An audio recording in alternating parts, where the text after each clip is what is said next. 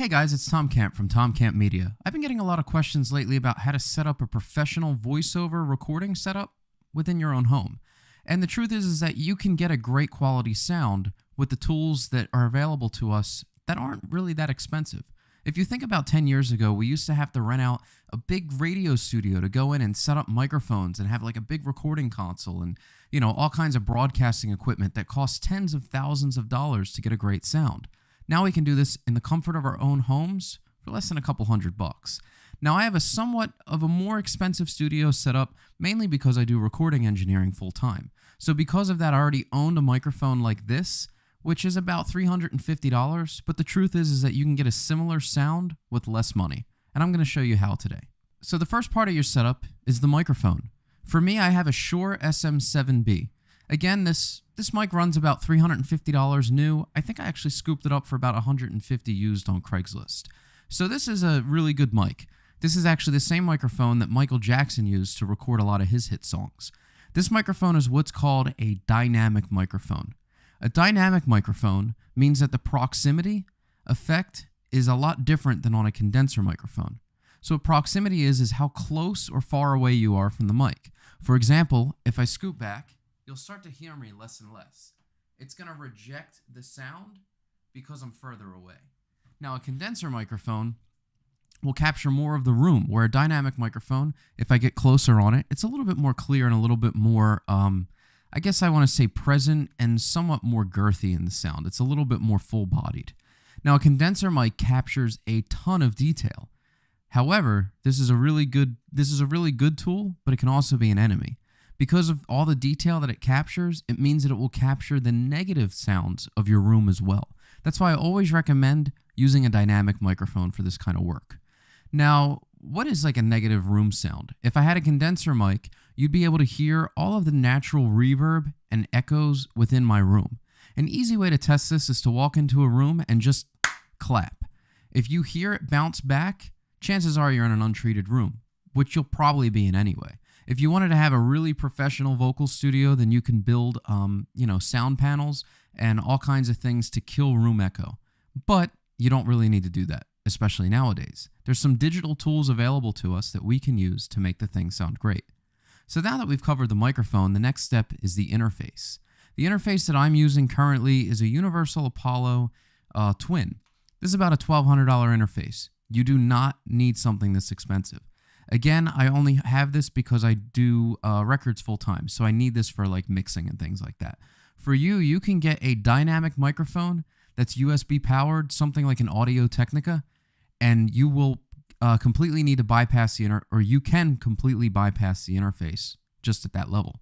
So by plugging in the USB mic, you'd be able to check your gain structure or your gain level by going into your Apple, your sound preferences, and then right here you can adjust your input volume depending on what it's set to. Now I'm going to get into all the techniques of how I set up mine in a minute. So for me, the first setup is I have what's called my console. This is my volume knob right here. This is set. This is set to whatever, 57 dB, something like that. But for the most part, I'm just making sure that I am not clipping and I am not in the red. In the red would be if I yelled really loud, you'd see this thing clip and go in the red, and then we'd have some digital distortion. So I'm just making sure that I'm sitting up at a good, healthy level. So the next thing that you do is you want to find a way to route your audio through some plugins. Plugins are effects. So I'm going to show you the plugin chain that I have. I only have 2 plugins going before my vocal. And if I turn both of these off, you'll hear a significant change in the quality of my vocal. You'll hear it gets a lot more nasally, a lot more what's called boxy. You hear a lot more room noise. If I'm quiet, you'll probably hear the fan from my laptop going off. So there's a lot of things that come into play there. So the first thing that I want to do is I want to add an EQ. Actually, you know what? I'm going to back up for a second. I'm going to explain the tools here that I'm using. So far we've covered the microphone. We've covered the interface. You may or may not be bypassing this. If you don't have an interface, it might be an external mixer, or you might be using a USB-powered microphone directly. Then you have to get your gain level, which I said you can do here in sound preferences. For me, it's using my console, or for some of you, if you're using something like a Focusrite interface, it'll be just a straight up volume knob. So you just want to make sure that you're not clipping. Next, I have a program that I love to use, and this is kind of the little secret I have up my sleeve. It's called Audio Hijack. What Audio Hijack does is it allows you to route your audio from one digital source to another. So it might sound a little confusing, but let me explain it to you. So I have an input device, which for me, I set as my Universal Audio Apollo. For you, it might be your microphone. It might show up here. It might be another interface, but I set that so that it feeds into this line, and then I drag in my output device, which for me, I'm using something called Sound Siphon Out. The reason why I'm using Sound Siphon Out is because that is a digital output.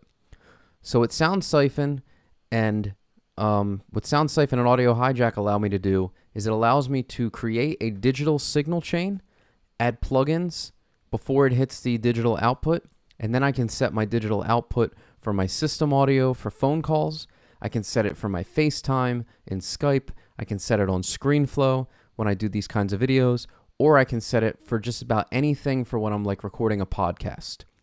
So this is really cool because it allows me to get this setup professionally done on the way in. Let me turn these plugins back on.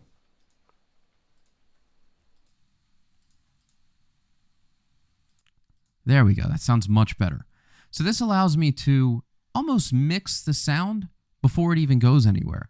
So in the old days, you'd have to record in the studio. You'd either have to have this outboard gear where you wouldn't have this digital stuff. You might have a, digital EQ or something like that. And then you have to send it to what's called post-production. A lot of you right now might be doing your own podcast at home and hiring somebody or sending them into like a program like Adobe Audacity Adobe Audacity. Audacity is one of them. I can't think of all the programs, but I know some of you might be using external programs or DAWs to mix your podcast audio when you're done. With this method, I don't have to touch anything. It's done. It's mixed for me. The levels are good. Everything sounds good. The second I'm done and I hit stop, it's recorded, it's done. So that's a really, really good thing to have. So for this, again, I'm going to backtrack to my setup. I have my input device. It flows into my plugin. My first one is my EQ. Then I have a dialogue denoise. What the denoiser does is it sucks out some of the room noise from my room. And then it goes to Sound Siphon Out, and then Sound Siphon Out feeds as my input on ScreenFlow. If I was to hit new here, you'll see that I recorded my audio from Sound Siphon In. So anytime that you're running a program, you're going to go here and you're going to hit Sound Siphon In. Okay, so going back into Audio Hijack, now I'll show you my very basic plugin chain that makes all the difference in the world. So in order to add a plugin chain on Audio Hijack, you just go in here and you would go down to where you have your plugins. I have an EQ called FabFilter Pro. This is a somewhat of an expensive EQ. I use this primarily for mixing. You'll have other EQs within your DAW that you'll be, or within your computer that you'll be able to use, whether you buy external plugins or not, or you have like some stock stuff. Let's see, you might have like like an Apple. Here we go, built-in effects. You can have a 10-band EQ. So this shows me 10 bands of EQ based on the spectrum. So I'm going to give you an overview of what EQ is. EQ is essentially the frequencies or pitches within a sound on an entire EQ spectrum. So if I show you this on FabFilter, this goes from about 10 hertz all the way up to about 30,000 kilohertz. You can't actually, or 30,000 hertz. You can't actually hear anything above about 20K, 18K. So there's some areas that I like to touch on the EQ that make a big difference. The first in the voice is around the 100 range. When I boost this, it makes a significant difference. It increases the bass. The next I go for the boxiness of the sound, which is around 500 hertz. And then I like to cut that. And then I like to boost around 8K because it gives it a little bit of presence. So let me show you what that sounds like if I turn all of these off. Okay, so here's my voice first. So the first thing I like to do is I like to attack the nastiness of the tone, which for me is right here. You'll hear as I boost it, it gets really boxy and almost sounds like as if you were blowing air into like a straw. It just sounds really negative and nasty. So what I do is I widen. There's something called the Q or bandwidth. You can widen it or tighten it. I like to leave it fairly wide. And then I'll just pull that out. And you'll hear it immediately starts getting clearer. The next thing I want to do is I want to add a little bit more body to my voice. So I'm going to grab around 100 hertz, 128, and I'm going to boost that. And I'm going to grab 8K, and I'm going to boost that a little bit. So now if I turn that off, if I talk, turning off, turning off, turning on, it sounds a lot clearer. Now I can do this and get a similar result with a stock EQ, so let me show you how to do that. Again, I'm going for about 100 right here to 125. I'm going to boost this a couple dB, right around 500. I'm going to cut this about 6 dB, right around 8K. I'm going to boost this. Now I'm talking, turning it off, and then turning it back on. You can hear that it does something similar because EQs are pretty much all the same. But like I said, I own this one because it's something that I use primarily for mixing. It just has a little bit more control. So I can turn this one off, and I'll delete this guy. Now this plugin I think is actually worth the money, especially if you're going to be doing this professionally.